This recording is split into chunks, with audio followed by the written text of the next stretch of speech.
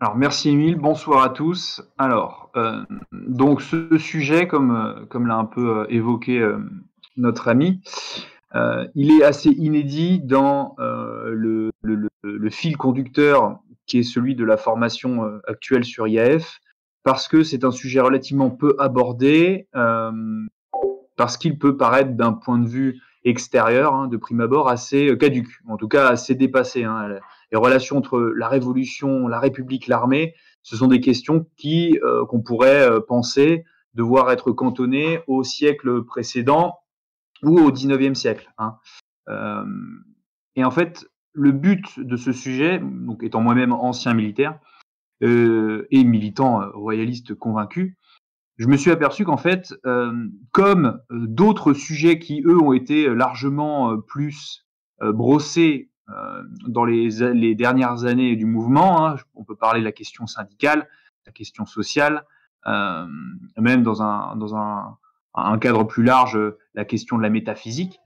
Le sujet militaire reste assez peu abordé au sein de notre mouvement, notamment peut-être par pudeur ou par manque d'envie des militaires ou des anciens militaires qui se trouvent parmi nous, de prendre, véritablement de mener une réflexion sur le sujet. Et je pense que c'est un sujet qui tient particulièrement à cœur à notre nouveau secrétaire général, puisqu'il il ambitionne notamment d'essayer de recréer les anciens cercles Marius Plateau, donc qui sont des cercles de militaires et d'anciens militaires d'Action française. Pourquoi parler de l'armée et de ce à quoi elle est inféodée aujourd'hui, à savoir notre régime républicain, lui-même issu de la Révolution. Qu'est-ce que la Révolution d'abord? Pour moi, il faut définir les termes. Je définirais donc dans cette conférence la Révolution, non pas simplement comme l'ensemble des événements politiques survenus en France à des périodes données, de 1789 à 1815, 1848 à 1852, de 1870 à 1873, etc., mais bien comme cet ensemble de révoltes et de changements de paradigme social ayant abouti à la fin d'un régime établi, la monarchie notamment, et qui ont servi de modèle à la pensée révolutionnaire moderne. Donc la révolution au sens d'événements historiques, mais aussi au sens de définition, de concept social, de changement de paradigme. Et j'en veux pour preuve cette fameuse définition donnée par Georges Sorel dans la Révolution de Réfugiés en 1909. Dans les révolutions, il faut distinguer deux périodes. La première comprend les troubles en eux-mêmes qui ont accompagné la chute d'un ancien régime. Vient ensuite une période de calme, de contrainte, de dictature. Donc le sujet sera bien ici non seulement de traiter de l'armée royale et de son accaparement, de sa dénaturation par la Révolution, et ensuite du rapport particulièrement complexe et très souvent délicat qui existe encore aujourd'hui entre notre armée pluriséculaire, voire même millénaire, d'une part, et ce régime à peine bicentenaire qu'est notre République. Le sujet de l'armée est crucial pour tout nationalisme moderne à mon sens, puisque d'une part, nombreux sont ceux qui parmi nous ont été tentés ou sont encore attirés par l'expérience de la chose militaire, que ce soit à travers l'armée d'active, la réserve, à travers même des associations de reconstitution, des associations de soutien aux anciens combattants.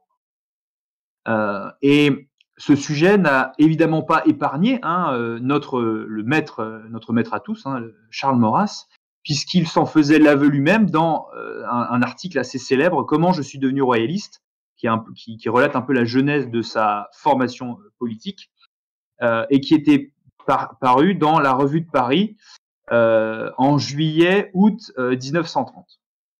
Et cet article, donc Comment je suis devenu royaliste, il avait pour but d'expliquer un peu la genèse, le long cheminement intellectuel qui avait mené un républicain convaincu, alors, à devenir un monarchiste. Et c'est notamment la question militaire, la gloire militaire de la France monarchie comparée à la gabegie républicaine qui avait convaincu Charles Maurras, comme il le disait lui-même de ses mots. je me récitais à voix haute le rapport de comité de salut public du 14 octobre 1794. Tous les tyrans, dans toute guerre, une province nouvelle était la récompense de notre politique et l'usage de nos forces, par opposition évidemment à la République qui n'a cessé de perdre des territoires, qu'elle avait d'ailleurs parfois conquis au prix du sang. Donc c'est un sujet qui nous touche tous, et c'est un sujet qui reste essentiel, car aujourd'hui c'est peut-être celui qui illustre le mieux la faillite républicaine en matière de sécurité à la fois extérieure et intérieure, puisqu'on a pu le constater depuis maintenant bientôt plus d'une vingtaine d'années, hein, avec une accélération sur la dernière décennie. L'armée refait une apparition remarquée sur la scène intérieure, non plus simplement pour des questions de lutte contre le terrorisme, mais bien à des fins de rassérénement de l'opinion, hein, donc à des fins, on pourrait dire, de propagande, hein, d'action directe sur le moral de la population. Voilà. Donc quel est l'objet de cette conférence? Pour moi, il y en a deux. Donc pour les militaires qui nous écoutent, ou pour ceux qui seraient amenés à vouloir être des militaires, ou qui l'ont été, ou qui ont des proches susceptibles d'être intéressés par le nationalisme tout en étant militaires. Pour cela,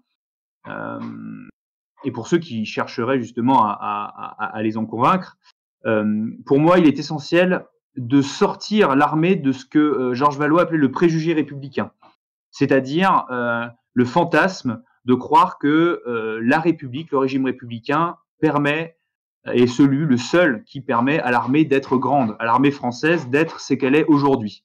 Et c'est aujourd'hui hein, ce qu'on entend encore dans la bouche de nombreux de nos parlementaires. Le second objectif, c'est de démontrer l'incompatibilité, par un certain nombre d'exemples hein, argumentés, l'incompatibilité d'une armée nationale pérenne et du régime républicain parlementaire actuel, hein, évidemment représenté par notre président de la République et son gouvernement.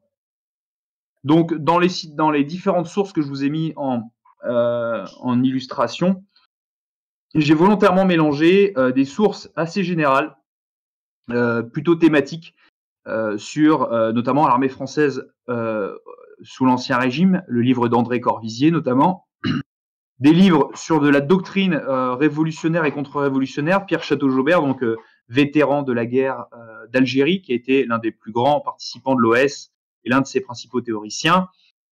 Quelques éléments sur l'armée sous la Révolution, notamment un livre de Pierre de Ségur, et quelques références plutôt théoriques, notamment Charles Maurras et Georges Sorel, ainsi enfin qu'un certain nombre d'articles pour illustrer des propos plus récents hein, sur l'armée française depuis en gros la fin de la guerre d'Algérie. Voilà. Donc quel est le plan? Alors je vais d'abord essayer de vous présenter rapidement comment l'armée française, l'ex-armée royale, a dû faire face à la Révolution et à l'instauration du régime républicain, la première, la deuxième, la troisième République, etc. Et comment les autorités révolutionnaires puis les autorités républicaines ont lentement réussi leur entreprise de subversion, hein, de révolution des bases traditionnelles de l'armée, afin de faire basculer celle-ci de la loyauté hein, au régime royal jusqu'à la loyauté au régime républicain, donc au régimisme. Et dans un deuxième temps, je vais vous présenter du coup un bilan de ce qu'est aujourd'hui l'armée républicaine, ses principales caractéristiques, hein, découlant directement de ce que je vous aurais expliqué dans un premier temps, et quelques pistes de réflexion sur justement qu'opposer comme argument hein, à un militaire ou du moins à un légaliste donc à propos de la chose militaire. Alors, on va commencer donc l'armée face à la Révolution et à la République, de la subversion au régimisme. Alors, il est évident que, même si c'est quelque chose qui est assez peu entendu aujourd'hui, notamment dans l'armée, l'institution militaire précède le principe révolutionnaire. C'est autour de lui, autour de l'ost royal, que s'est constituée l'idée de patrie, l'idée de nation. C'est ce qu'expliquait notamment André Corvisier dans son livre que je vous ai cité, et ce, à l'occasion des conflits majeurs ayant mobilisé le pays tout entier face à une invasion qui ne sont pas, hein, qui ne remontent pas à 1792, mais à Bouvines en 1215, à la guerre de succession d'Espagne, la fameuse année 1709, et l'appel de Louis XIV à la nation entière, dans sans doute l'une des pires crises qu'ait connue à cette époque-là la monarchie française. Tant et si bien qu'à la fin du XVIIIe siècle, armée et nation entretiennent des liens profonds et séculaires, un homme sur 6 étant lié de près ou de loin à la chose militaire, sous les règnes de Louis XIV et de Louis XVI. C'est notamment un chiffre qui nous est rappelé par André Corvisier, ce qui est énorme, des proportions qui ne sont pas du tout comparables avec ce qu'on peut connaître aujourd'hui. Il est donc assez étonnant, de prime abord, de constater la relative facilité avec laquelle la Révolution a réussi à contaminer l'armée française, l'ancienne armée royale, le fer de lance de la monarchie, en quelques années seulement. Alors, d'abord, parce que cette destruction révolutionnaire s'est attaquée au cadre militaire traditionnel. La sape de l'esprit de corps, dans un premier temps. Il faut savoir qu'en 1789, l'armée royale est à la fois une institution prestigieuse, sortie grandie de la guerre d'indépendance américaine, mais surtout fragile, en proie à des tensions internes, à l'époque très vivaces. Alors, on nous cite souvent l'exemple du bouchonnage, entre guillemets, du plafond de verre qui empêche à cette époque-là les bas officiers, donc on appellerait ça des sous-officiers, et les soldats roturiers, non nobles, d'accéder à des postes d'officiers. Mais évidemment, tout n'est pas aussi simple, tout n'est pas seulement qu'une question de lutte des classes. Il y a dans l'armée française de la fin du règne de Louis XVI des problématiques bien plus complexes. Il faut savoir que le désœuvrement de la plupart des unités françaises après la guerre de 7 ans, on est en 1789, plus de 30 ans après, près de 30 ans après la fin de la guerre de 7 ans, qui s'est terminée, je le rappelle, sur une déroute diplomatique française. Face à cette oisiveté et à des cantonnements éternels sur les frontières sans opération majeure, entre 1763 et 1789, on trouve, mis à part la guerre d'indépendance américaine qui va surtout concerner un petit nombre d'unités et sur un territoire principalement américain, on trouve en fait assez peu de conflits auxquels participe la France. La guerre de succession de Bavière n'est pas l'occasion pour l'armée française de mener des combats particuliers. La quasi-guerre entre l'Autriche et les Pays-Bas en 1786-87 n'aboutit à rien, et pas plus les premiers ferments révolutionnaires en Hollande et en Belgique, qui sont directement matés, notamment par le biais de l'intervention anglaise et autrichienne. Donc face à cette oisiveté, on va, comme d'ailleurs dans la société civile, une centaine d'années auparavant, à l'époque de la Fronde, c'est ce que nous rappelle notamment Berthe dans les méfaits des intellectuels. Face à cette oisiveté, évidemment, va se développer une certaine subversion, tant parmi les officiers que parmi les sous-officiers et les soldats dans les régiments. Du côté des officiers, on constate surtout le développement de réseaux, on va dire, parallèles, une hiérarchie parallèle, notamment la franc-maçonnerie qui va se développer dans la plupart des régiments, avec la création de loges régimentaires. La plupart des militaires profondément révolutionnaires au début de 1789 sont des francs-maçons. Lafayette, certains chefs de corps, donc colonels de plusieurs milliers d'hommes, notamment le colonel de Lameth, qui sera l'un des grands chefs du parti révolutionnaire modéré au début de la Révolution, ou encore le marquis de la Tour du Pin, qui commande le prestigieux régiment de Royal des Vaisseaux, dont on va parler un peu plus tard. Du côté des soldats, la question, outre celle évidemment du manque d'avancement, est surtout liée à la collusion de ceux-ci avec la contrebande locale. Contrairement à ce qu'on peut constater aujourd'hui, il faut savoir que l'armée d'Ancien Régime possède des pouvoirs, on va dire des autorisations à exécuter des opérations douanières, de contrôle et de répression, ce qui est pas du tout le cas aujourd'hui, ce qui est plutôt dévolu à la gendarmerie ou à la douane. Et c'est souvent sur ce fond de problématiques douanières que vont se cristalliser les tensions. En 1790, par exemple, le régiment de Dauphiné, qui est à Sort-le-Château, dans l'Avesnois, se retrouve pris dans une émeute anti-douanière.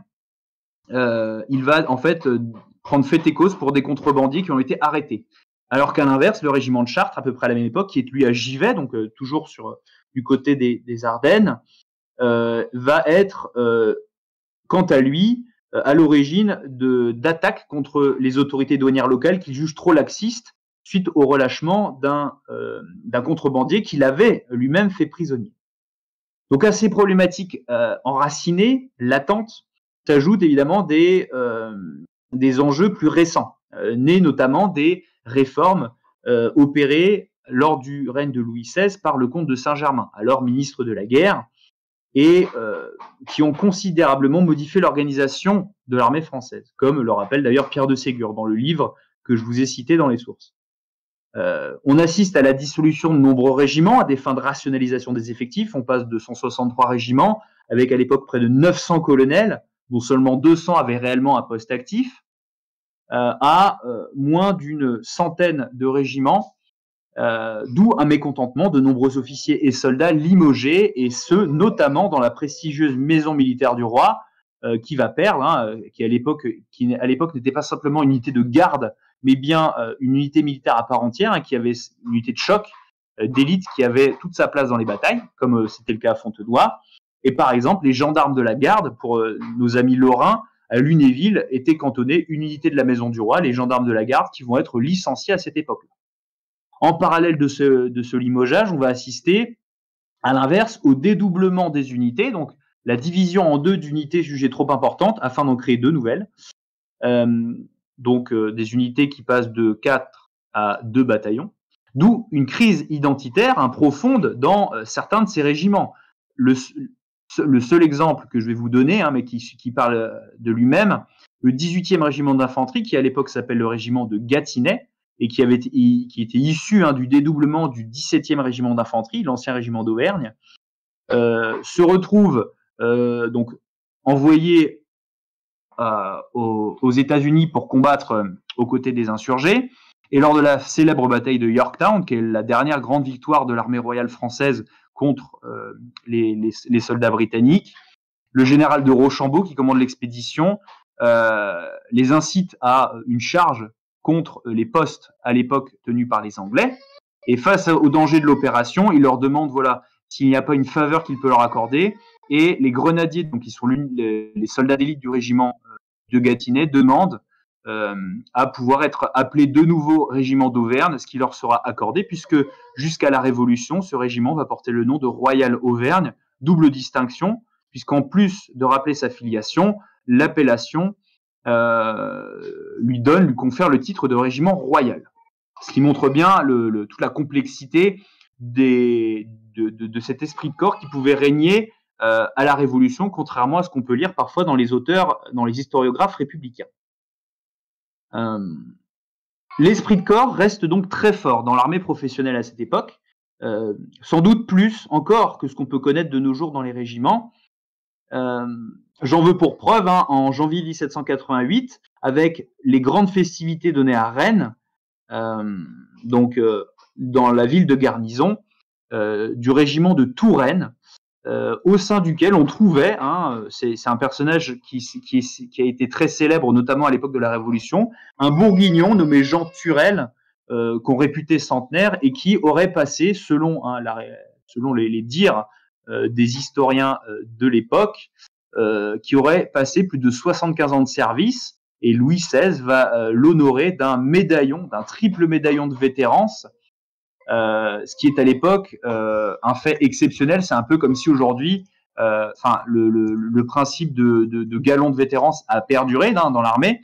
On le voit notamment si vous croisez un militaire avec des galons, donc si vous regardez ces galons et que vous remarquez un petit liseré de laine doré, le plus souvent brodé dessus, en fonction du nombre de petits liserés, vous pourrez estimer son ancienneté. Je vous ai mis un portrait de Jean Turel avec ses fameux trois médaillons et son uniforme typique de l'armée d'Ancien Régime, donc cocarde blanche et uniforme blanc. Voilà.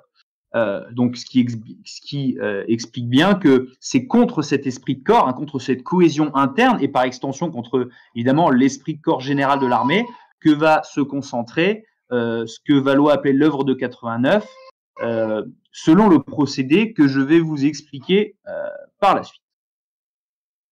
Donc, comment la Révolution s'y est-elle prise pour attaquer cet esprit de corps de l'armée royale et par extension hein, de toutes les unités de l'armée française. Tout d'abord, en cristallisant des tensions, comme elle l'a fait dans la société civile, hein, au cours des premières années de la Révolution, avec l'exacerbation de rivalités dans les unités militaires. Alors, ça peut se traduire à l'époque par des violences extra-régimentaires, hein, donc l'affrontement entre les soldats et soit la garde nationale, soit le peuple, enfin, des éléments populaires excités par les agitateurs publics, des contrebandiers, des émeutiers de l'octroi, donc des vandales, etc. Un peu sur le modèle hein, de ce qui va se passer plus tard, en 1917, ou lors de la Commune de Paris. Ces affrontements, on peut en donner quelques-uns. Le plus connu, celui qui est sans doute l'épisode fondateur, c'est la fameuse journée des Tuiles, le 7 juin 1788 à Grenoble, dont je vous ai mis le tableau en illustration. Je pense que pour ceux qui ont, comme moi, étudié au collège la Révolution il y a un peu plus longtemps, on nous l'enseignait encore. Je ne suis pas sûr que ce soit encore le cas aujourd'hui. Donc, il met aux prises le régiment Royal Marine hein, avec son fameux uniforme bleu et blanc. Régiment très prestigieux, à la foule, hein, qui va être peut-être l'un des premiers affrontements de la Révolution. Autre épisode, le royal allemand, hein, qui va charger sur la place Louis XV, l'actuelle place de la Concorde, et qui va provoquer hein, le mouvement de foule qui sera à l'origine de la prise de la Bastille. Donc ça, c'est le 12 juillet 1789. On voit la scène, notamment, hein, particulièrement dramatisée dans le fameux film sur la Révolution française fait lors du bicentenaire de 1989. Autre événement plus local hein, pour nos amis d'Agen, le régiment Royal Pologne Cavalerie, qui est un régiment à la base levé en Pologne, hein, donc étranger, qui va être l'objet de très nombreuses attaques par la population et les jacobins locaux le 12 janvier 1792. Hein. Donc on est là même pas après la déclaration de guerre. Ces violences extra-régimentaires vont évidemment bien vite se mêler à des violences interrégimentaires, donc entre unités. Donc là, on attaque la cohésion générale, hein, plus seulement le lien armée-nation, mais bien le lien interne, hein, la cohésion interne de l'armée. Donc, on va assister à des rixes et à des mutineries entre régiments français d'une part et régiments étrangers, hein, avec des accusations mutuelles de corruption, de trahison. Hein. C'est le cas à Nancy, la fameuse mutinerie du 5 au 31 août 1790, qui est une des grandes propagandes mises en scène par la toute jeune, à l'époque, la toute jeune Assemblée législative. C'est le cas d'affrontements entre régiments, entre corps d'armes différents, hein, l'hostilité traditionnelle entre l'infanterie et la cavalerie, jugée plus privilégiée, la fameuse rixe des 4 régiments à Lille, dans lequel sont inclus les 2 régiments patriotes des 2 colonels que je vous ai cités précédemment, donc le régiment de la Couronne avec le colonel de Lamette et le régiment royal des vaisseaux du colonel de la Tour du Pin d'un côté, et de l'autre côté un régiment de chasseurs à cheval, le régiment de chasseurs de Normandie, et le plus prestigieux régiment de l'armée française à cette époque, le régiment colonel général d'infanterie, l'ancien régiment de Picardie, on va dire le père, le doyen de tous les régiments. Et enfin, autre type d'exemple de violence interrégimentaire, les violences entre unités d'une même garnison travaillées par des sensibilités contraires, donc instrumentalisées notamment par les agitateurs jacobins. Et donc des affrontements qui vont voir s'opposer des unités dites patriotes à des unités aristocrates, avec ce terme d'aristocrate déjà employé de manière négative comme péjoratif. C'est l'exemple de l'illustration que je vous ai mise, la Rix, qui va avoir lieu en mai 1790 à Aix, en Aix-en-Provence, entre le régiment du Vexin, qui est réputé patriote, et le régiment de la Marine, le même que celui de la fameuse journée des Tuiles, qui lui est réputé aristocrate, hein, royaliste. À l'époque, est réputé aristocrate tous ceux qui ne manifestent pas une adhésion totale au principe de la nation révolutionnaire et qui, notamment, témoignent de fidélité envers le roi et leurs officiers. Et enfin, et ça c'est sans doute les plus graves, les plus subversives, les violences intra-régimentaires. C'est-à-dire que non content de dissoudre le lien général qui unisse les régiments de l'armée française en un même corps, les autorités révolutionnaires, hein, les agitateurs et même certaines municipalités vont s'appliquer à dissoudre la cohésion interne des régiments en opposant, dans une espèce de lutte des classes avant l'heure, certaines parties de ceux-ci, aboutissant de fait au délitement complet et à l'abandon de l'autorité dans ces régiments, les rendant donc plus faciles à une subversion politique. C'est le cas évidemment les cas les plus connus entre officiers et soldats, hein, les seconds accusant les premiers d'être des royalistes, d'être des accapareurs, des traîtres. Ce sont le plus souvent la résultante de rivalités politiques, le plus souvent avec l'appui enfin l'action active de certaines municipalités. C'est le cas de l'insurrection. Je vous ai mis un seul exemple, hein, le cas de l'insurrection du Royal Champagne Cavalry à Hesdin, toujours dans le Nord, contre ses officiers, et pour le coup contre la municipalité qui était réputée quant à elle royaliste. On aura d'autres cas dans à peu près tous les régiments en France. Mais plus étonnant, et sans doute plus symbolique, c'était également le cas entre soldats eux-mêmes. C'est-à-dire qu'on oppose plus simplement les officiers et les soldats, l'autorité du haut, on va dire, entre guillemets, aux libertés du bas. On va opposer les individus eux-mêmes, donc dans une espèce d'atomisation ultime, dans une individualisation ultime du soldat. Hein, le soldat étant pris comme un individu, hein, avec sa volonté propre, comme étant supérieur à l'esprit de corps, qui est quand même la base de toute formation militaire. L'exemple le plus connu, c'est sans doute le régiment d'Auvergne, hein, ce même régiment prestigieux qu'on avait évoqué un peu plus haut, qui, au Quesnoy, donc toujours sur la frontière du nord du royaume, en février 1790, va voir les soldats et chasseurs, donc des unités légères, et les fusiliers, donc les simples soldats du régiment, s'en prendre aux grenadiers. La compagnie des grenadiers, qui à l'époque, la compagnie d'élite, hein, des régiments, de par leur fameux bonnet d'ours, hein, leur maniement de la grenade, qui est une arme excessivement dangereuse, et leur réputation d'unité de choc. Les grenadiers sont les premiers en général à monter à l'assaut des forteresses lors des sièges, et donc des rixes sur fond de répression douanière qui vont aboutir à la désertion massive des grenadiers, hein, donc, et de fait le délitement progressif du régime.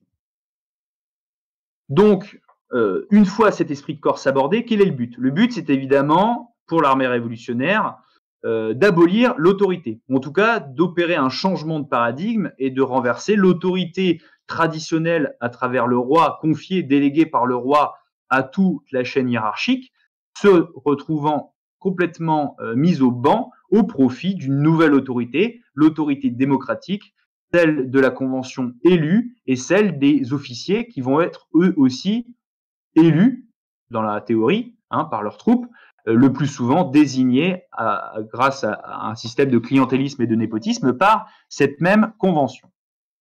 Et ces officiers, évidemment, les officiers sont accusés d'être évidemment des aristocrates tout naturels, cherchant à s'opposer à cette dynamique, hein, à cette espèce de volonté générale de l'armée, donc pour reprendre la dialectique rousseauiste. L'exemple le plus flagrant, c'est sans doute celui du serment de fidélité à l'Assemblée du 13 juin 1791, qui rend obligatoire sous peine de destitution une jurade, hein, la prestation d'un serment envers non plus le roi, mais l'Assemblée. On est à cette époque-là, au moment de la fuite de Varennes, donc l'Assemblée estime que ce n'est plus le roi qui doit être détenteur de l'autorité et de la confiance du peuple, mais bien les prétendus représentants du peuple. Avec évidemment pour conséquence le pic de l'émigration militaire, c'est-à-dire la défection d'une majorité d'officiers, mais aussi de certains soldats et sous-officiers qui vont quitter leur garnison pour rejoindre le plus souvent l'étranger, les rassemblements contre-révolutionnaires.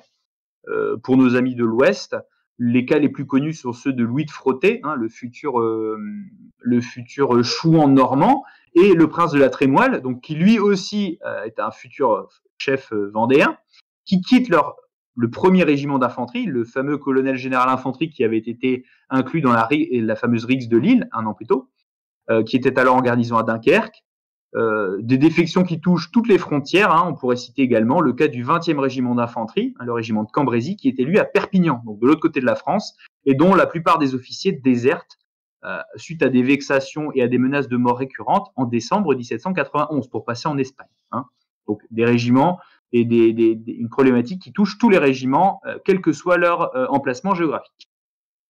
À ces vexations, à ces attaques vont évidemment s'ajouter, comme le revers de la médaille, l'assassinat d'officiers systématique, la mise à mort d'officiers, que ce soit par le massacre ou l'exécution, on va dire, légale, un phénomène déjà préexistant, hein, mais qui va se généraliser après les premiers revers militaires qui sont eux-mêmes hein, un corollaire du délitement progressif de l'autorité, puisque énormément d'officiers ayant émigré, et parfois même combattant au profit des armées étrangères, l'armée française des premiers mois de la Révolution va évidemment souffrir de très lourdes débâcles. Le cas le plus connu, c'est l'illustration que je vous ai mise.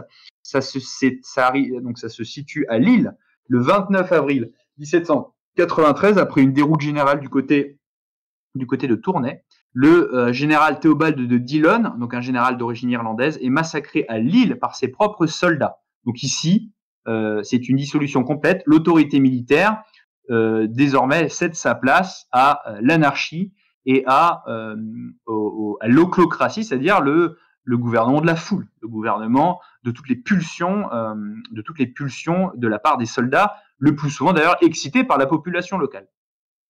À ces attaques ciblées contre les officiers va évidemment suivre une répression accrue contre les régiments considérés comme le plus susceptibles de soutenir la cause royale, les régiments royaux qui perdent leur nom évidemment avec l'instauration des numéros hein, et la fin des appellations spécifiques des régiments, et évidemment les unités étrangères hein, considérées comme plus fidèles intrinsèquement à la cause royale, les gardes suisses, hein, quasiment tous massacrés à l'issue du 10 août, les régiments suisses, allemands, irlandais, wallons, donc belges, italiens, etc., hongrois de l'armée française. Et je m'arrête ici sur l'énumération parce qu'on pourrait faire une conférence rien que sur ce sujet. Et enfin, aux assassinats sporadiques vont bientôt succéder une répression accrue, institutionnalisée, après notamment la proclamation de la République, avec la fameuse accusation de traître à la patrie, qui va mener sur le peloton donc sur la guillotine ou devant le peloton d'exécution un certain nombre d'officiers issus de l'Ancien Régime, donc les derniers cadres importants de l'armée d'Ancien Régime.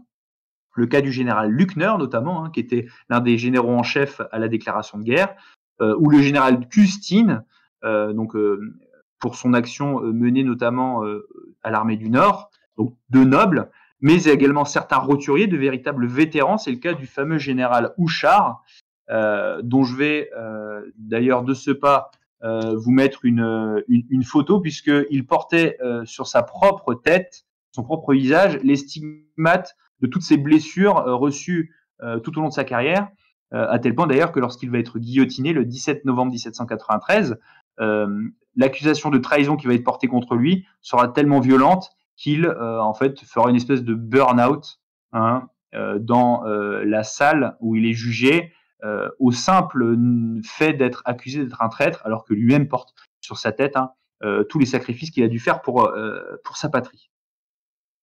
On en arrive donc hein, à une armée délitée, sapée sur ses bases même d'esprit de corps et d'autorité traditionnelle, face à un régime nouveau, établi dans un contexte dur de guerre extérieure, de tensions internes, et donc, naturellement, le levier sur lequel va appuyer la Révolution et ensuite le régime républicain, c'est évidemment la défense de l'ordre.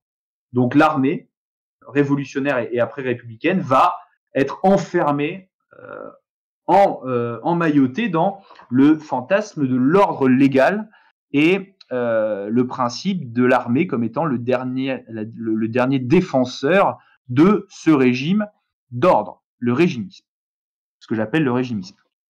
Là où le légalisme défend la loi, le régimisme défend le régime comme l'incarnation de la loi. Et la République s'est instaurée par la loi, par la Constitution, et par un certain nombre de règles. Donc, il est tout naturel de voir l'armée basculer du légalisme au régimisme. Quelques éléments pour notamment approfondir ce point de vue-là. L'instrumentalisation du soldat révolutionnaire puis du soldat républicain, on entend souvent parler dans la bouche de certains penseurs, de certaines personnalités de gauche, un peu à l'ancienne. On entend souvent parler du soldat de l'an 2. Moi, je pensais à un humoriste comme Guy Bedos qui se revendiquait fièrement être un descendant d'un soldat de l'an 2, comme si c'était une espèce, ce qui est quasiment aujourd'hui le statut d'un saint républicain. C'est régulièrement évoqué dans la bouche de certains robespierristes, comme, je parle évidemment de Mélenchon, mais surtout de Alexis Corbière, de la France Insoumise, qui lui est devenu un des grands champions de cette fameuse armée révolutionnaire, notamment au sujet de la Vendée, où, à l'en écouter, tout était, on va dire, tout ressemblait au monde des bisounours.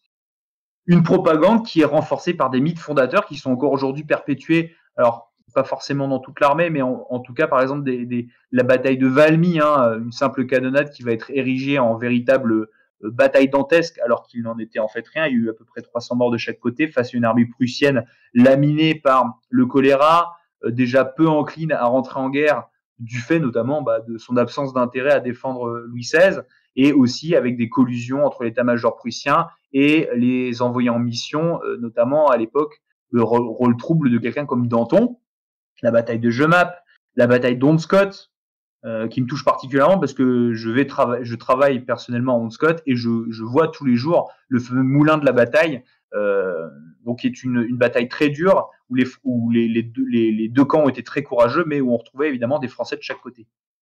Hondscott, qui est une bataille fondatrice pour la gendarmerie, notamment, si on a des gendarmes qui suivent cette conférence.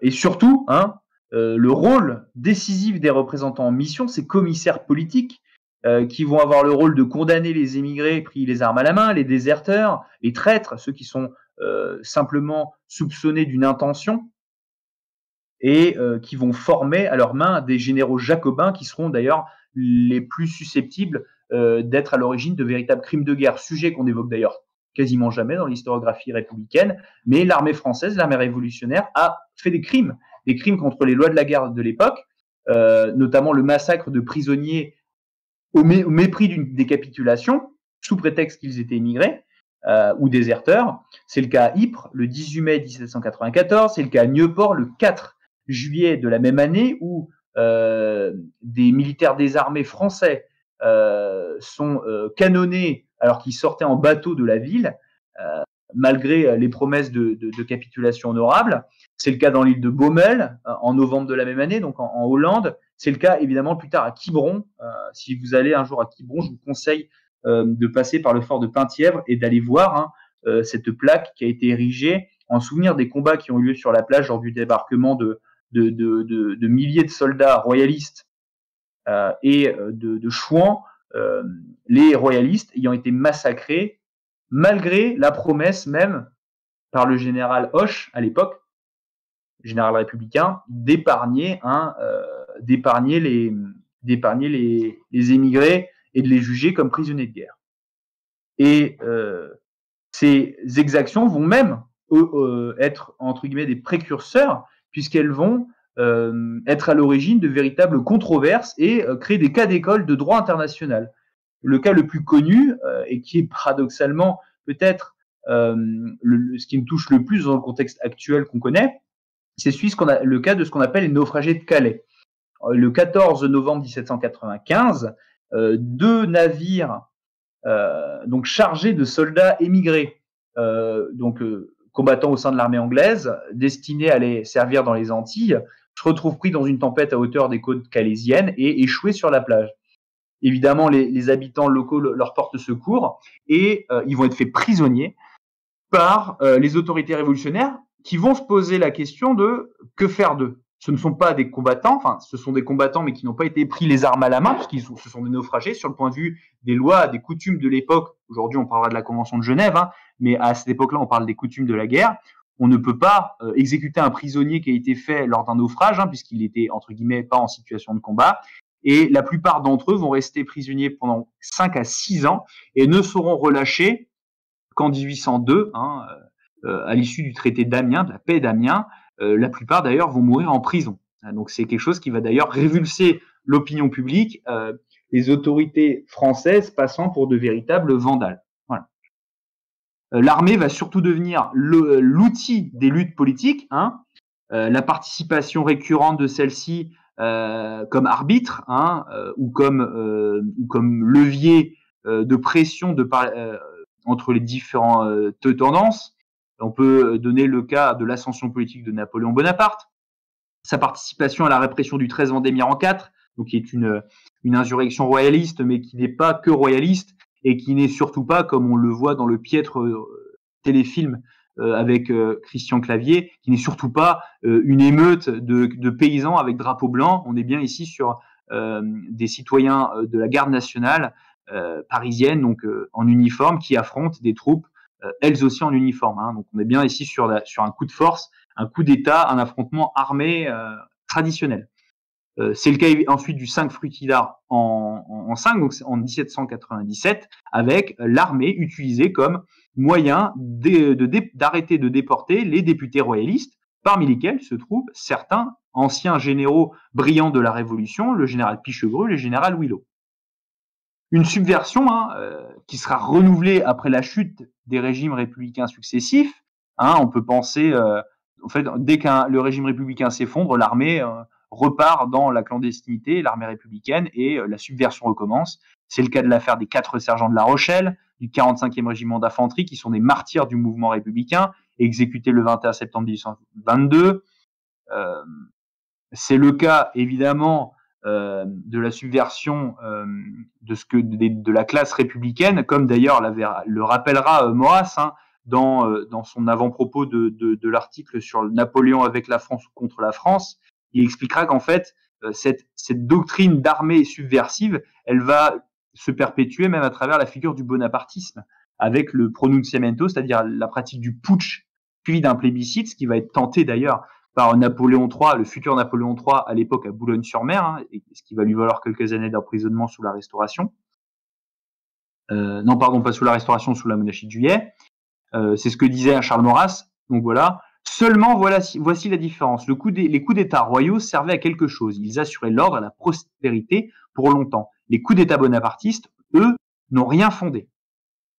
Celui de 1851 ramena dès 1860 au vomissement parlementaire et libéral. Celui de 1799 a créé le régime qui démembra la famille rurale et ruina la vie locale. C'est par les résultats que se juge une politique. Voilà. Donc en gros, Maurras, comme il le rappelle aussi d'ailleurs dans son manifeste de conversion au royalisme, rappelle que sous un semblant d'ordre militaire, hein, de l'armée au service d'un nouvel ordre impérial, le régime bonapartiste est en fait lui-même face à ses propres contradictions, puisque une armée élevée dans le culte de la subversion contre un régime, par exemple monarchique, ne peut pas être le garant d'un ordre dans ce régime impérial une fois celui-ci arrivé au pouvoir, puisque dans l'ADN même de l'armée impériale, c'est le mythe des 100 jours, c'est le mythe du 18 Brumaire, c'est le mythe du pronunciamento, du coup de Boulogne-sur-Mer. Donc une armée ainsi constituée, par antagonisme au régime profond traditionnel qu'est celui de la France, ne peut pas devenir un régime d'ordre. Voilà. Et enfin, et ça c'est un effet qu'on va retrouver encore aujourd'hui, comme je vais vous l'expliquer dans ma deuxième partie, l'armée est l'objet d'une épuration interne constante, toujours sur le principe de s'assurer de la fidélité en cas donc de régime républicain établi, ou au contraire de chercher à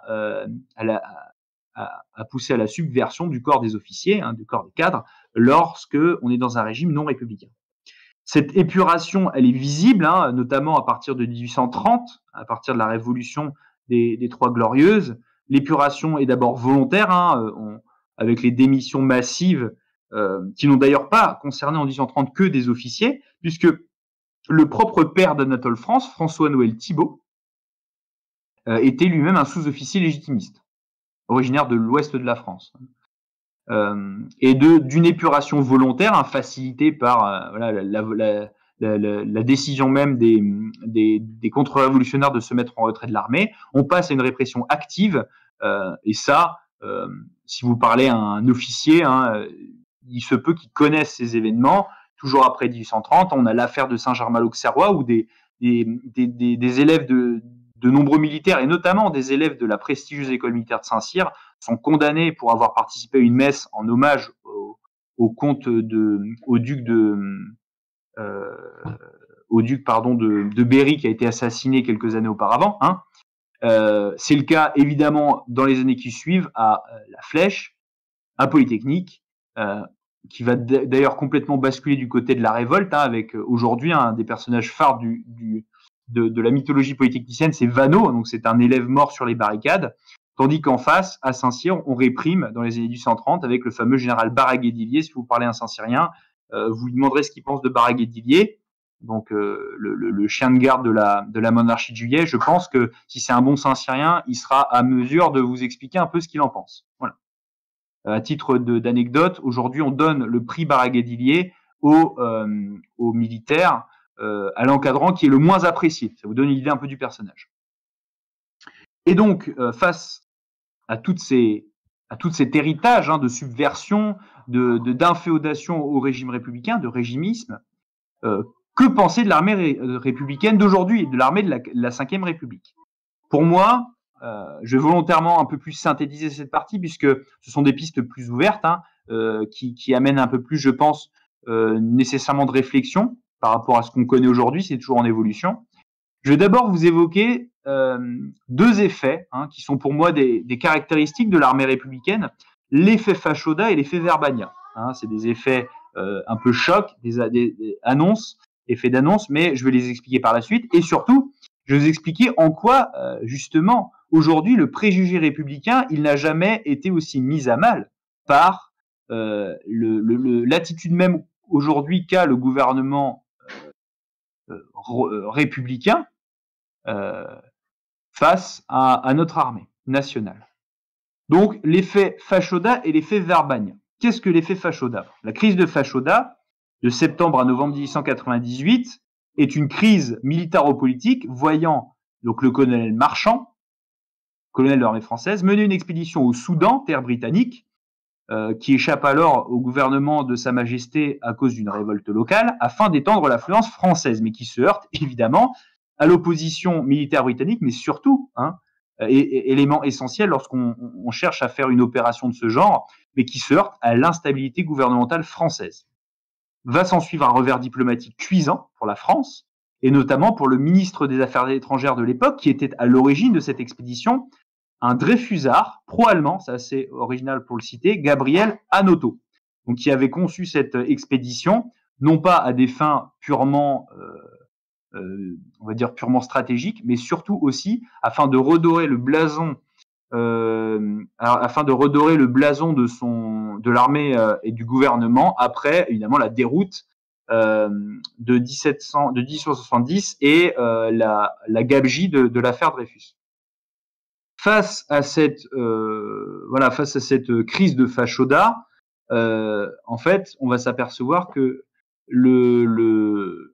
ce modèle, ce principe de crise, à la fois induit par le pouvoir politique républicain et qui va être lui-même un moteur de ces crises, eh bien, on va le retrouver, cette logique. Cette logique, on va la retrouver dans beaucoup de crises actuelles modernes dans l'armée française, puisqu'on va assister à une fracture croissante entre une réalité militaire pragmatique et un état-major déconnecté de la base, et inféodé à la sphère politicienne, donc la politique faisant elle-même capoter les entreprises militaires. L'exemple le plus connu, c'est sans doute la guerre d'Algérie, qui est une défaite politique malgré le succès des opérations militaires. Et ça, je vous conseille les livres du colonel Pierre Château-Jobert, l'un des fondateurs de l'OAS, qui a évidemment été un combattant de l'Algérie et qui expliquait lui-même à l'époque tout ce paradigme d'une armée victorieuse avec une sphère politique majoritairement défaitiste. Donc je cite, donc c'est dans Dictionnaire d'action contre-révolutionnaire de Chateau-Jaubert. On peut avoir été d'accord ou non sur la nécessité de garder l'Algérie province française. Le problème actuellement étudié n'est pas là.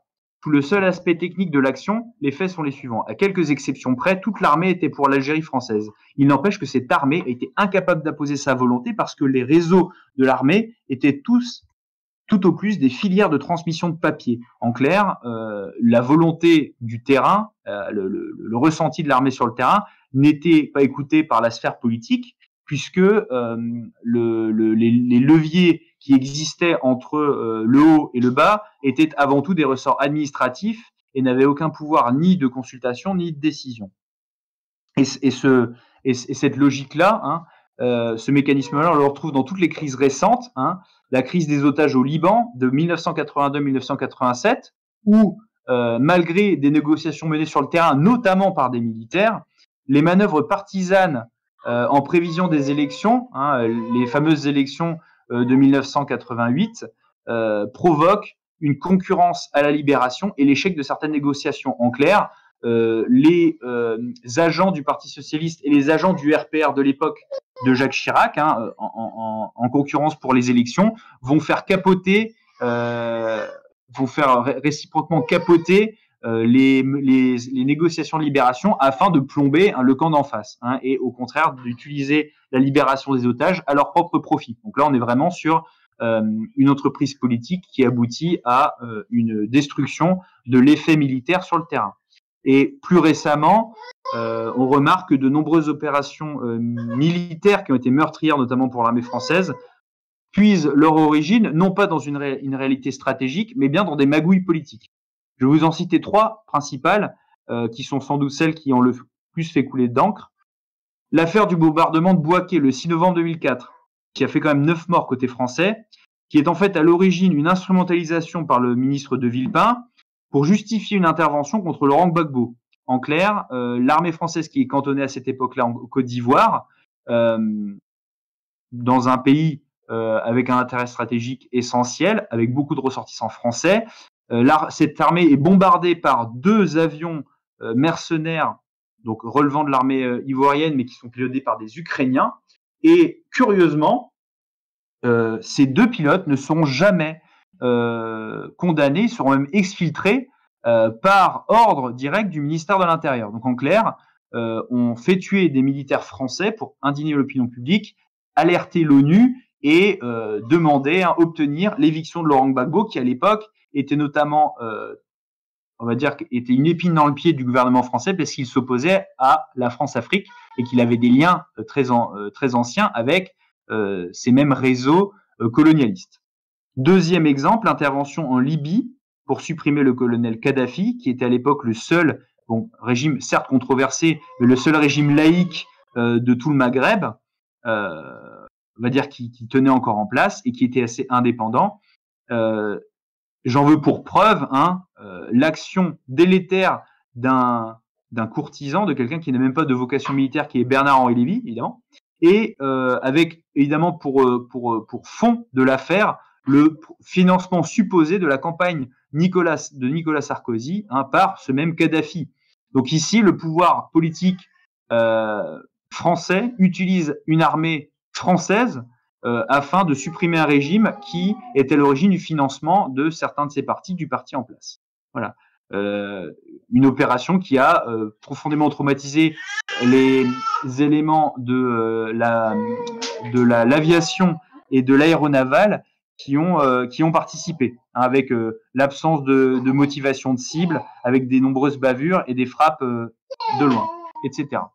Et dernier exemple, l'opération Sangaris en Centrafrique, donc de 2013 à 2016, avec donc une interposition française entre des musulmans et des chrétiens, alors même que le Tchad voisin, avec le président Idriss Déby, est à l'origine de ces troubles, notamment des troubles donc de ces soulèvements musulmans, puisque le Tchad veut faire de la Centrafrique son précaré pétrolier.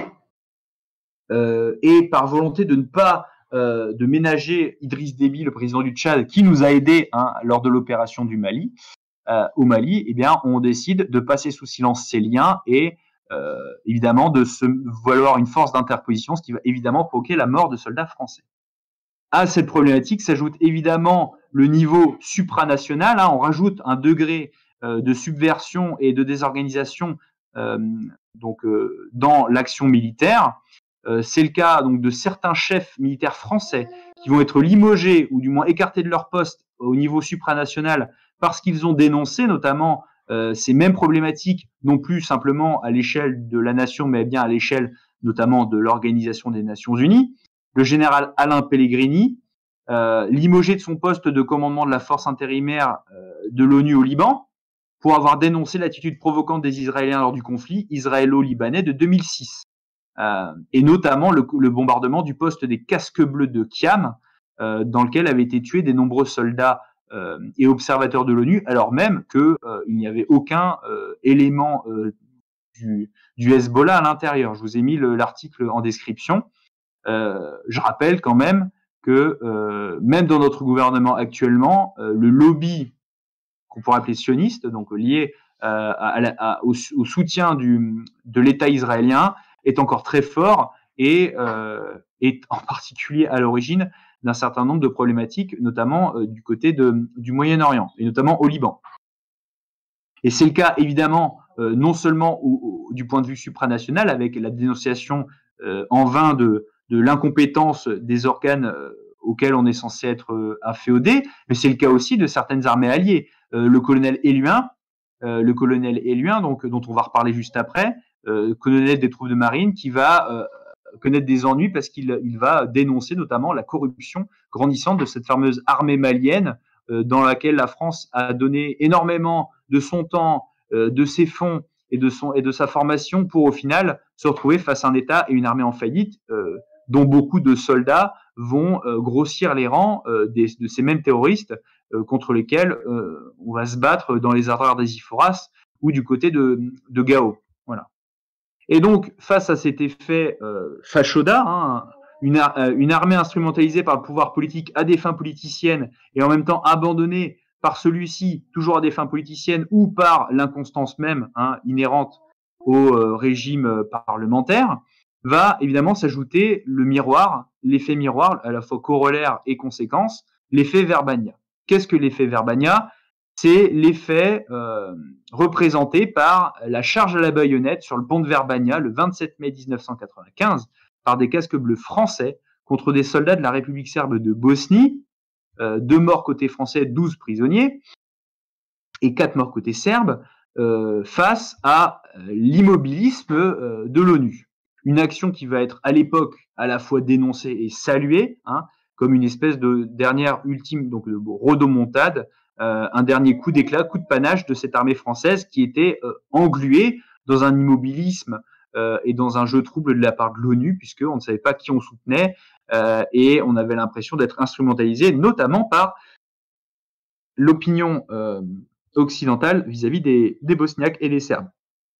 Et cet exemple-là, il va être évidemment décliné sous d'autres aspects, parfois un petit peu moins glorieux. L'exemple, c'est l'affaire Firmin Mahé en 2005, où un coupeur de route, un bandit capturé en Côte d'Ivoire, est exécuté face à l'impossibilité de le remettre à des autorités locales inexistantes, l'armée ne pouvant pas appliquer des règles internationales du fait de la faillite de l'État ivoirien, affaire qui va être évidemment abondamment instrumentalisée comme un moyen de dénoncer les écarts d'une armée française qui était de toute manière impuissante et qui n'avait pas les moyens ni politiques ni militaires d'arriver à ses fins. Voilà. Cet effet Verbania, on le voit encore aujourd'hui à la marge avec certaines réactions sur Sentinelle. On le voit également, je vous ai mis le lien en vidéo, l'attaque en 2016 par des Black Blocs issus de la manifestation contre la loi travail du Palais des Invalides, étrangement abandonné par les forces de sécurité et qui ne devra son salut qu'à la présence de quelques militaires de l'opération Sentinelle, hein, qui vont les attaquer, qui vont se défendre à coups de matraque télescopique face à une foule. On imagine ce qui se serait passé si les mêmes soldats avaient ouvert le feu, ou de quel côté aurait été la justice. Et donc, ça sera sur ça que je vais conclure. Donc, face à toutes ces problématiques, hein, l'effet Fachoda, l'effet Verbania, l'instrumentalisation de l'armée, que penser aujourd'hui du préjugé républicain? L'armée est devenue, enfin, et de tout temps, a été de tout temps, l'armée républicaine a été un outil de répression conservatrice, un outil de répression et de maintien de l'ordre, notamment jusqu'à la Seconde Guerre mondiale. On peut citer la révolte des ateliers nationaux, réprimée en 1848, en juin, la semaine sanglante après la révolution donc, de la Commune en 1871, la grève de Fourmies le 1er mai 1891, à l'origine évidemment de la fameuse histoire de Germinal, la grève de Draveil-Villeneuve-Saint-Georges le 2 mai 1908, menée par le gouvernement de Clémenceau, ce même qui avait dit d'ailleurs, hein, assez ironiquement, la guerre est une chose trop sérieuse pour être confiée à des militaires. En revanche, le maintien de l'ordre apparemment n'est pas assez sérieux pour ne pas être confié à des militaires. Principal outil de répression, l'armée est devenue un outil de propagande du régime républicain, hein, depuis la conquête et le peuplement de l'Algérie, avec ses conséquences politiques, clientélistes et communautaristes, hein, le fameux décret Crémieux, qui va être beaucoup plus appliqué au profit des populations juives d'Algérie que des populations musulmanes, pour des questions évidentes d'assimilation, une situation qui va évidemment aboutir de façon directe, hein, à la sédition progressive et à la non-assimilation de l'Algérie, aboutissant à la fameuse guerre de décolonisation. Les expéditions outre-mer, hein, en Chine, au Tonkin, à Madagascar, en Afrique noire, qui vont être le pain blanc, entre guillemets, de l'armée française jusqu'à la guerre de 1914, hein, et ce qui va d'ailleurs constituer la majorité de l'identité de nos troupes actuelles, de la plupart de nos régiments, notamment nos régiments de troupes de marine, alors même que ceux-ci sont quand même des produits glorieux de l'époque de Louis XIV et de Louis XIII. En même temps, en parallèle de cet outil de propagande, les crises régulières d'autorité, de légitimité de l'armée mettent l'institution face à sa propre instabilité, sur le modèle d'ailleurs de ce qu'on a pu voir à l'époque de Bonaparte. On citera plus récemment l'affaire Boulanger. Je vous ai mis une caricature de l'affaire Boulanger à l'époque, qui est montrée comme pendant la République. Évidemment, c'est une caricature anti-boulangiste qu'on pourrait prendre à notre compte de manière assez positive. Et plus récemment, hein, le caractère d'outil de répression s'est réaffirmé à travers, d'une part, une répression interne qui s'est accrue, hein, même si le fichage et la répression des officiers, notamment des officiers potentiellement nationalistes ou catholiques, remontent, hein, au premier temps de la Révolution, et s'est réaffirmé en 1880 avec la fameuse affaire des fiches de Gambetta. Hein. Je vous cite à ce titre un excellent livre de François Bédarida, dont je vous mets d'ailleurs la source en définition. Donc un excellent livre sur justement le fichage de Gambetta, hein, 25 ans avant l'affaire des fiches, où déjà à l'époque, celui qui était l'un des principaux chefs du gouvernement faisait et défaisait les carrières des officiers considérés comme patriotes ou au contraire plutôt papistes. Répression renouvelée, hein, après la guerre d'Algérie, et qui s'est transmise jusqu'à maintenant. Plus récemment, hein, on ne parlera même pas de la guerre d'Algérie, mais plus récemment avec des problématiques sociétales. L'armée, hein, la grande muette, étant confrontée à des réformes sociétales qui va évidemment la concerner, hein, concerner les militaires en tant qu'hommes, en tant que membres de la société, en tant que père de famille, en tant que frère, en tant que fils, ou en tant que sœur, en tant que mère. La fameuse manif pour tous, hein, qui a créé un véritable séisme au sein de la sphère politique de l'époque de François Hollande, puisque celui-ci, notamment par l'intermédiaire de son chef d'état-major à l'époque, qui est Bernard Pugat, va se retrouver complètement traumatisé, hein, et profondément choqué par la forte participation de nombreux militaires d'actifs, de réserve ou de retraite aux manifestations contre, hein, opposées à cette fameuse réforme sociétale du mariage homosexuel. Ce qui va d'ailleurs occasionner une certaine répression interne avec la mise au ban de certains chefs militaires qui sont apparus en première ligne.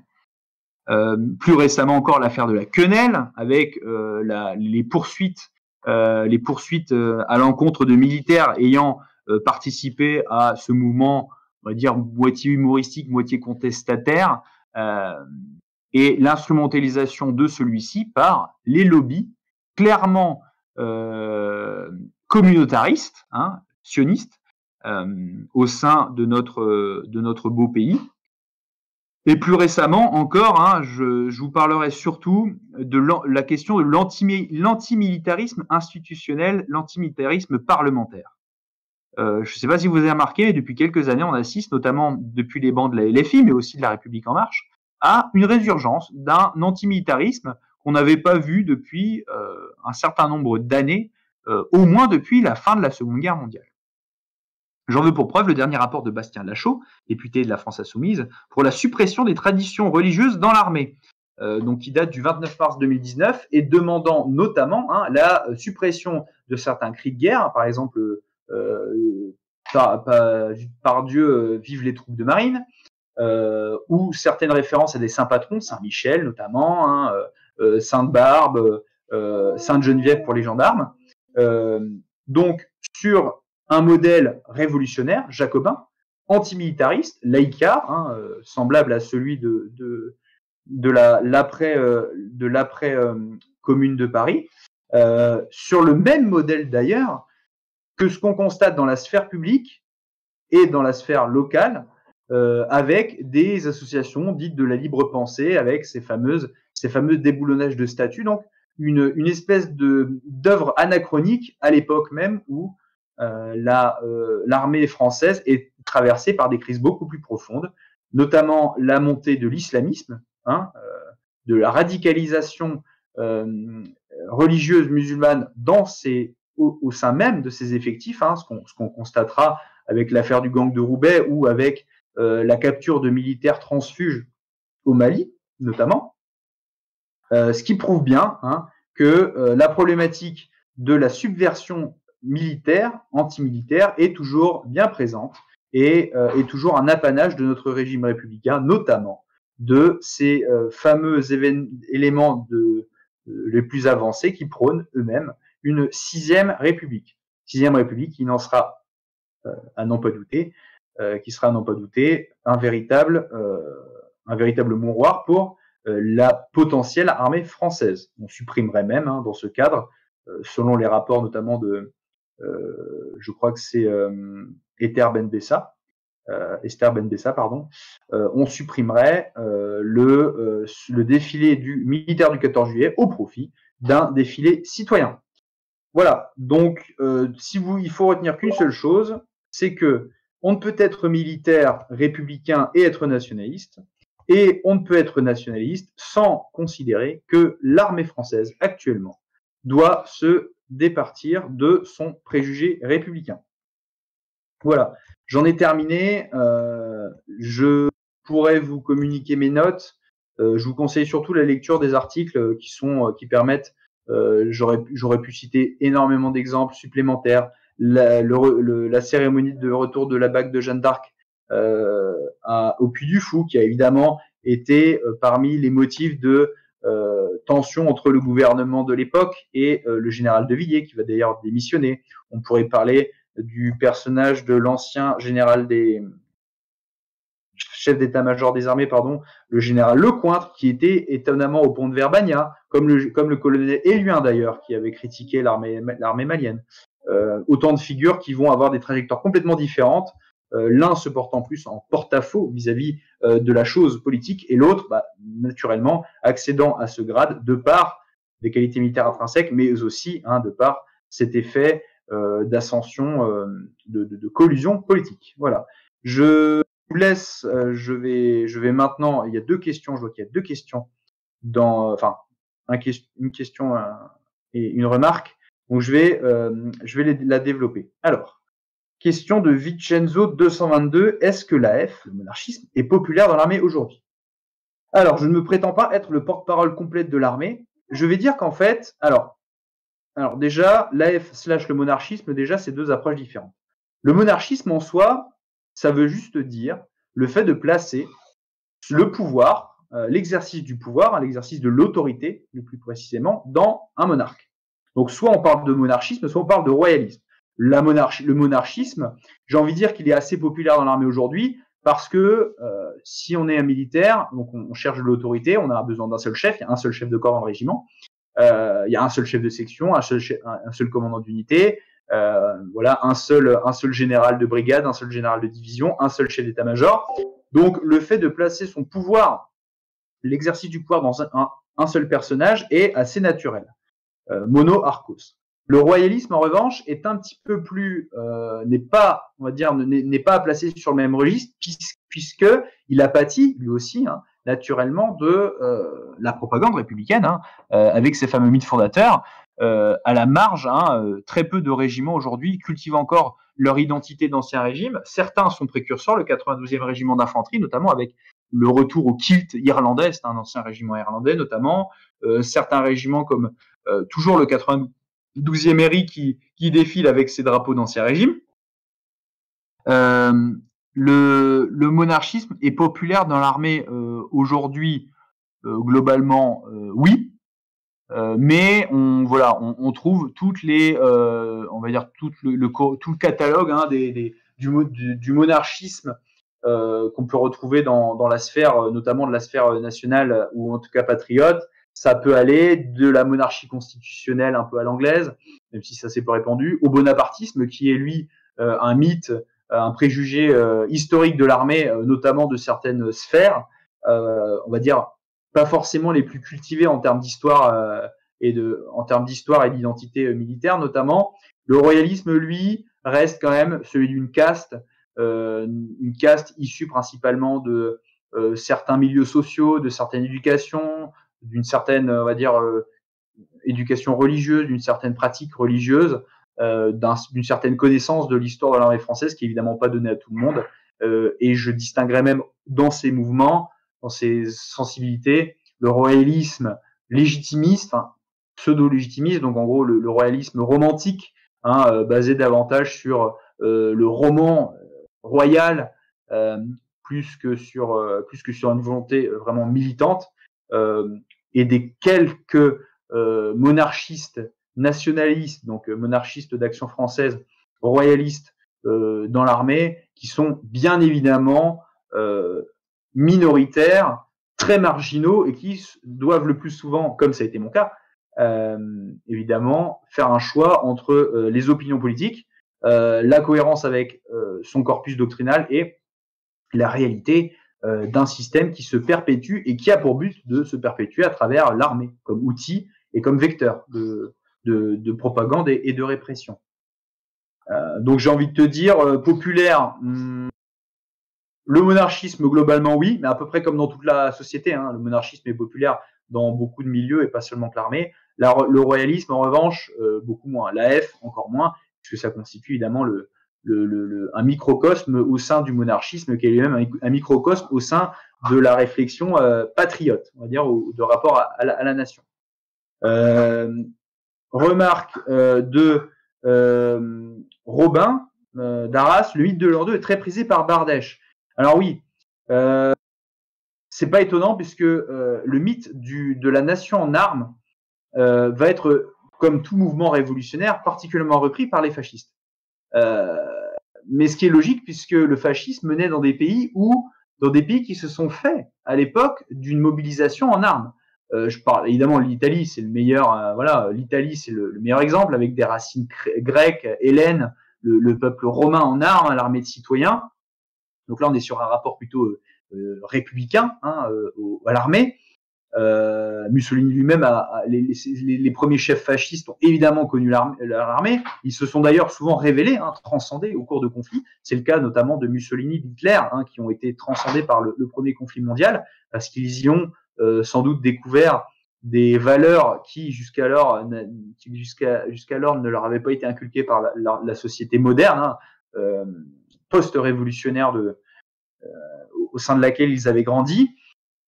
Et dans le cas de l'Allemagne, c'est encore plus flagrant, parce que l'armée allemande, notamment pour Hitler, était un vecteur non seulement de défense de l'identité nationale, mais surtout un vecteur, un garant, une expression.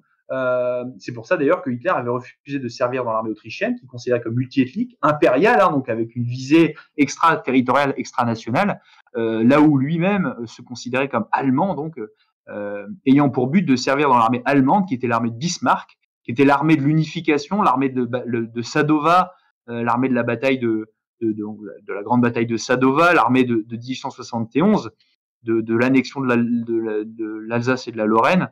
Donc il n'y a rien d'étonnant de voir des fascistes, fustiles français, de glorifier le peuple en armes. On retrouve ça d'ailleurs, c'est assez intéressant, je le trouve même dans beaucoup de milieux nationalistes révolutionnaires, pas forcément d'ailleurs que à l'étranger, en France, certains mouvements régionalistes de tendance NR sont sur ce fantasme-là. Ils se basent souvent sur le mythe d'un peuple uni en armes. En Flandre, on a le cas avec la fameuse bataille des Éperons d'Or et le mythe de Zankin. On va essayer de faire de ces événements-là un mythe unificateur de l'identité flamande, alors même qu'on va retrouver des Flamands des deux côtés du champ de bataille, puisqu'il s'agit d'une révolte contre le comte de Flandre à l'époque, contre l'autorité du comte. On va le retrouver en Bretagne, hein, avec le fameux mythe de la guerre d'indépendance bretonne, avec les Montfort qui sont soi-disant présentés. J'ai eu la discussion l'autre fois avec un indépendantiste breton, en tout cas quelqu'un qui était assez romantique sur le sujet. Et quand je lui demandais d'où venait la famille de Montfort, il me répondait la famille de Montfort était bretonne. Manque de peau, la famille de Montfort est près de Valenciennes. C'est une famille des premiers grands croisés du Nord, notamment contre les Albigeois. Donc on voit bien que le rapport entre armée, nation, en tout cas peuple, elle est particulièrement prégnante chez les révolutionnaires quand elle s'inscrit en faux par rapport à un régime préexistant ou une oppression étrangère. Voilà. Question, donc deuxième, le retour de Vincenzo 222. Il y a un problème de communautarisme dans l'armée française. Alors oui, au risque de te l'apprendre, il y a du communautarisme dans l'armée française, comme il y a du communautarisme dans la politique française, dans la police française, dans l'administration française, dans l'économie, dans le football français, il y a du communautarisme, parce que le régime républicain, le modèle d'assimilation républicaine, ne se suffisant pas à lui-même, puisqu'il ne propose pas de base commune enracinée capable d'assimiler la population, les gens versent dans le communautarisme. J'ai été moi-même témoin lors d'opérations militaires de certaines personnes qui étaient très étaient radicalisées en matière de religion, du genre à, par exemple, demander de la viande halal en lieu et place de la viande simplement sans porc. Donc là, on est sur un attachement idéologique. Ou de refuser de visiter une basilique, sur un terme culturel, parce que c'est un édifice chrétien. Voilà. Et ce communautarisme, il existe dans l'armée française, avec les soldats eux-mêmes, mais il existe surtout au sein des, on va dire, dans le rapport entre la société, entre l'armée, hein, entre le personnel politique et le personnel militaire. Hein, l'opération Sentinelle, il y a des cas de communautarisme avec des lieux qui sont gardés qui ne devraient pas l'être et qui ne le sont que par la propension des communautés protégées à instrumentaliser, à faire jouer leur réseautage, leur lobbying, hein, le principe du clientélisme et du népotisme, principe récurrent, inhérent à tout régime parlementaire. Ça a été le cas après les attentats de 2015, après les attentats de Charlie Hebdo, après les attentats de Nice. On sait très bien, on a très bien vu les tensions que ça a pu créer et les problématiques que ça a pu encourir de la part, je le cite à l'époque, d'un certain Premier ministre, d'un ministre de l'Intérieur qui considérait qu'une certaine communauté était à l'avant-garde de la République. Voilà. Et de la part d'un régime où le chef du gouvernement, le président, dîne régulièrement tous les ans avec une certaine communauté de manière institutionnalisée. Voilà. Ce qui est une entorse quand même grave à la laïcité, à la dite laïcité. Avant-dernière question. Et la fausse. Est-ce que la popularité du royalisme légitimiste ou du monarchisme est le fait de ce qui reste de la noblesse française dans l'armée? S'il en reste une. Alors, je vais te répondre, il ne reste pas de noblesse en tant que telle dans l'armée française. enfin en tout cas, il peut rester des individus qui peuvent se qualifier de nobles au sens de l'extraction, hein, mais je préfère raisonner en termes d'aristocratie plutôt que de noblesse. La popularité au sein de ces officiers, oui, hein, c'est évident, hein, du royalisme légitimiste, c'est évident. Néanmoins, ça reste un phénomène assez marginal. Par contre, j'ai pu constater l'éveil à la question monarchiste et notamment royaliste je vais appeler des gens du cru, au simple contact de l'histoire, de l'héritage national qui est véhiculé par l'armée. Moi, il m'est arrivé dans des manœuvres de formation d'utiliser comme drapeau, on va dire, de la formation que j'encadrais, un étendard qui était le même que celui du régiment d'Ancien Régime auquel était rattachée mon unité d'appartenance. Et c'est quelque chose qui marquait énormément les plus jeunes, même pas forcément politisés, qui, par exemple, savaient même pas définir ce qu'était le 14 juillet, mais parce que, à partir du moment où on connaît un symbole présenté, qu'on l'explique et qu'on met en corrélation le présent et le passé, quand on leur dit voilà, ce drapeau, c'est le drapeau du régiment qui a gagné telle bataille, qui est marqué dans l'armée française. Et c'est pas un hasard si aujourd'hui, l'une des principales mesures qui devrait être prise, c'est tout simplement de replacer sur les drapeaux des régiments le nom des batailles auxquelles ces régiments ont participé avant 1789. Hein. Et c'est pas normal qu'une bataille comme Fontenoy, qu'une bataille comme même comme Bouvines, pour certains régiments, un régiment de Picardie, qu'une bataille comme Yorktown, qu'une bataille comme Turckheim n'apparaissent pas, hein, ou le siège de Maastricht n'apparaissent pas sur les drapeaux de ces régiments qui ont participé, parce que c'est des événements sur le point de vue national et historique qui sont encore plus cruciaux, encore plus décisifs que la maigre canonnade de Valmy, hein, ou que la marginale bataille de expédition, voilà, au Tonkin, hein, ou à Madagascar. Donc cette popularité, elle possède plusieurs origines. Hein. Il y a aussi de entre guillemets, je vais dire de l'auto-persuasion. Dernière question de Vincenzo 222, quel problème cela apporte? Évidemment, les problèmes de communautarisme dans l'armée, ça apporte des problématiques de cohésion à partir du moment où des gens de certaines communautés demandent des traitements de faveur, mais ça, je remarque encore plus de manière problématique dans la police ou dans le fonctionnariat, hein, notamment dans le sport même aujourd'hui. Hein, les questions aujourd'hui sur la rupture du ramadan pendant les matchs de football, c'est une question qui enflamme les consciences aujourd'hui. Alors que jusqu'à preuve du contraire, le ramadan n'a pas, c'est pas la première année que le ramadan tombe, que le ramadan se pose alors que le soleil se couche assez tard.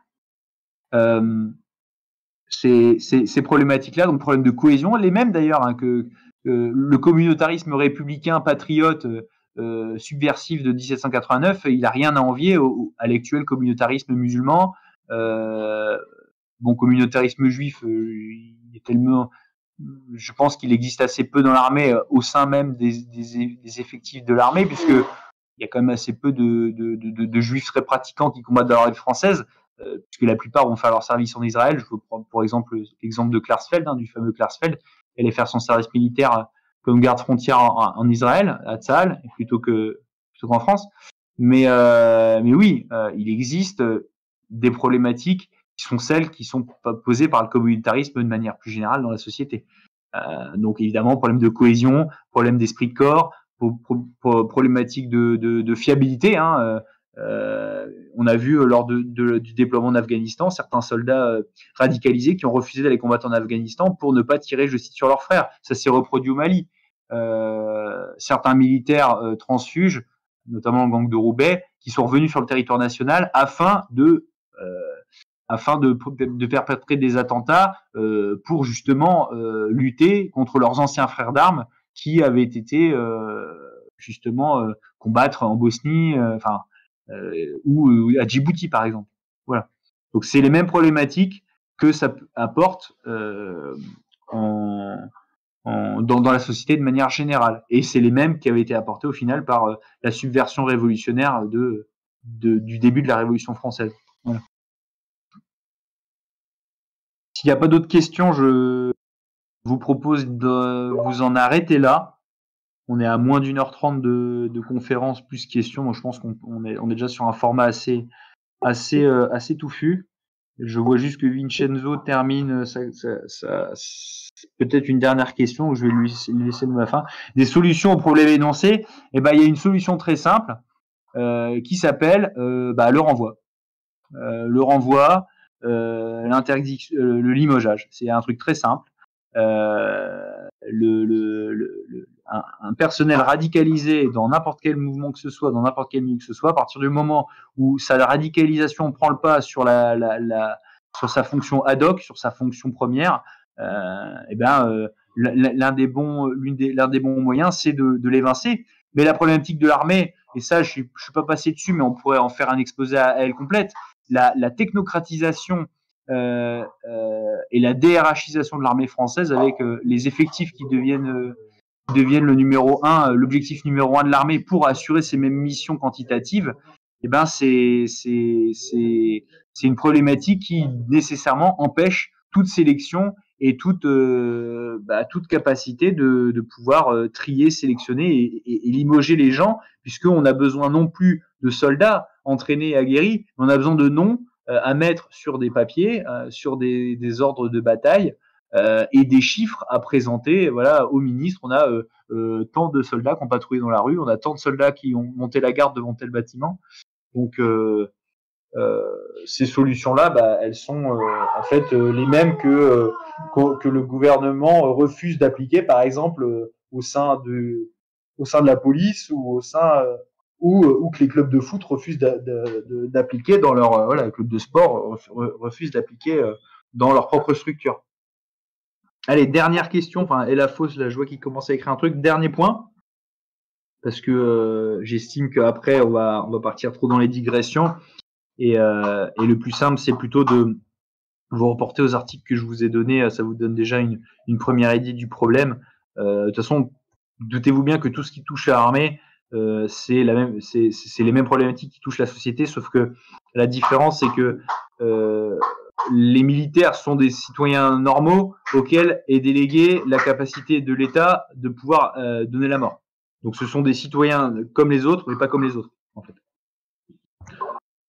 Alors, dernière question, quel modèle d'armée l'Action française mettrait en place si elle était au pouvoir? Alors, vaste question, je me prétends pas être le porte-parole du mouvement, le doctrinaire là-dessus, mais des pistes qu'on peut évoquer, ça pourrait être déjà, dans un premier temps, un changement de portage de l'armée, c'est-à-dire soit on a une armée réduite avec un unique but d'opération extérieure, donc une armée un peu sur le modèle japonais de force d'autodéfense, ou de force projetable, qui est actuellement le cas dans le modèle actuel de l'armée, le modèle Scorpion, c'est on a une partie de la force qui a pour but d'être projetable à très court terme.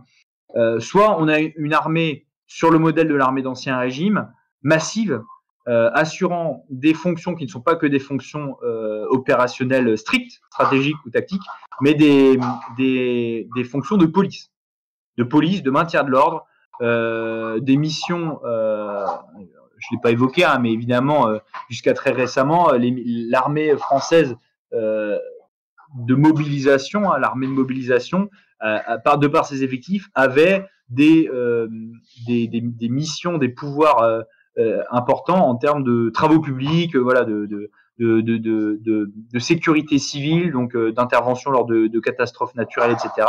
Donc, soit on fait une armée réduite sur le modèle de force d'autodéfense, sur le modèle des anciennes armées de mercenaires soldés, on va dire d'avant la monarchie capétienne, sur le modèle par exemple des Provinces-Unies qui avaient une armée de mercenaires soldés, sur le principe de certains empires de l'Antiquité, etc. Soit on est sur ce modèle-là, soit on est sur une armée étendue. Moi, c'est un peu mon objectif, armée étendue avec de plus d'effectifs. Déjà, ça permettrait de fournir du travail à beaucoup de gens qui n'en ont pas. Et ça permettrait de reformer. Donc, sauf que là, actuellement, on navigue entre deux eaux, puisque on est à la fois sur un modèle d'armée réduite, depuis les réductions d'effectifs, la fin du service militaire obligatoire, et à la fois, on voudrait réinstaurer un principe d'armée,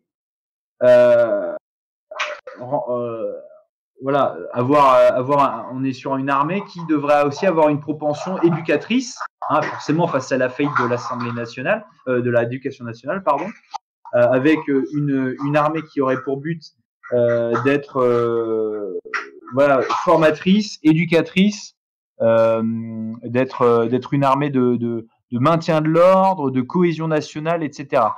Pour moi, il faut avoir un paradigme plus large, mais auquel cas il faut changer le rapport de l'armée, il faut augmenter les budgets, recréer tous les régiments qui ont été dissous, et Dieu sait s'il y en a eu, et pas forcément restaurer un service militaire obligatoire.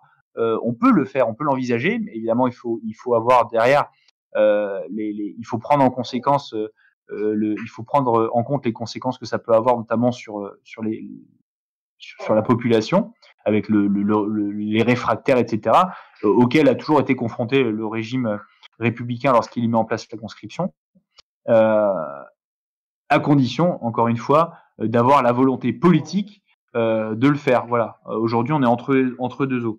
Et oui, c'est bien l'idée de, comme tu dis, Vicenzo, c'est l'idée de rendre l'armée un véritable métier et pas simplement aujourd'hui, comme c'est le cas, un simple emploi assez bien, très bien payé même, temporaire pour un contrat de 5 ans, puisque grosso modo c'est pendant ce qu'on appelle le surge, donc pendant l'appel massif, le besoin de mobilisation en hommes du fait de l'opération Sentinelle, donc redonner, comme à l'époque, un vrai statut de militaire, comme il y avait déjà sous la République c'était le cas, hein, mais surtout à l'époque de la monarchie avec voilà une véritable place du soldat dans la société et pas simplement que la grande muette, la neutralité absolue en matière politique, philosophique, morale et religieuse, comme c'est actuellement voilà la formulation du code du soldat.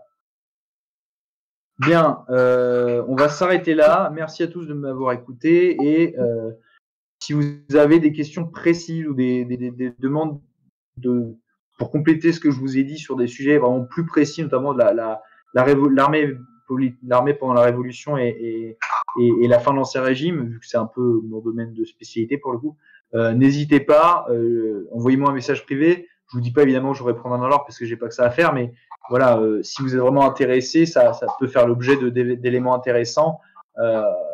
Et je vous souhaite à tous de joyeuses Pâques.